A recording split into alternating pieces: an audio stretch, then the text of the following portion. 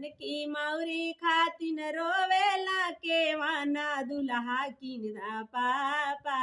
हमके सोने का मौरिया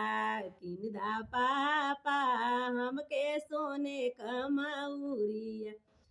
तोहरी ससुर का बेटा साकारी दुआरिया टूट जाई हाँ तोहर सोना का मौरिया टूट जाई हाँ तोहर सोना का मौरिया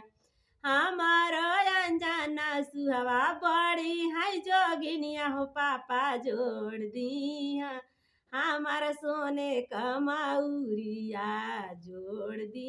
है हमार सोने का मौरिया जोड़ दी हाँ अरे किनदा चाचा हमके सोने का मौरिया किनदा चाचा सोनवन की मौरी खातिन रोवेला केवाना दुलरू किनदा चाचा हमके सोनवन के मौरिया किनदा चाचा हमके सोने का मौरिया किनदा चाचा तोहारी सासुर का बेटा साकारी दुआरिया टूट जाई हाँ तोहार सोने का मौरिया टूट जाई हाँ तोहार सोने का मौरिया टूट जाई हाँ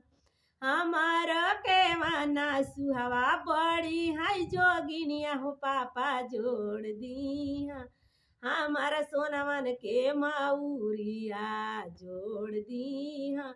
हमार सोने का मौरिया जोड़ दी हाँ सोनावन की मौरी खातिन रोवेला के वन हो दुलरू किनदा भैया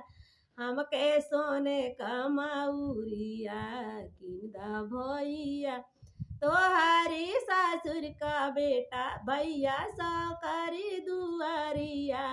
टूट जाई हाँ भैया सोनवन के मौरिया टूट जाई हाँ भैया सोनवन के मौरिया हमारो के वाना सुहवा बड़ी है जोगिनिया हो भैया जोड़ दी हाँ हमार सोनवन का मौरिया जोड़ दी हाँ हमार सोनवन का मौरिया जोड़ दी हाँ।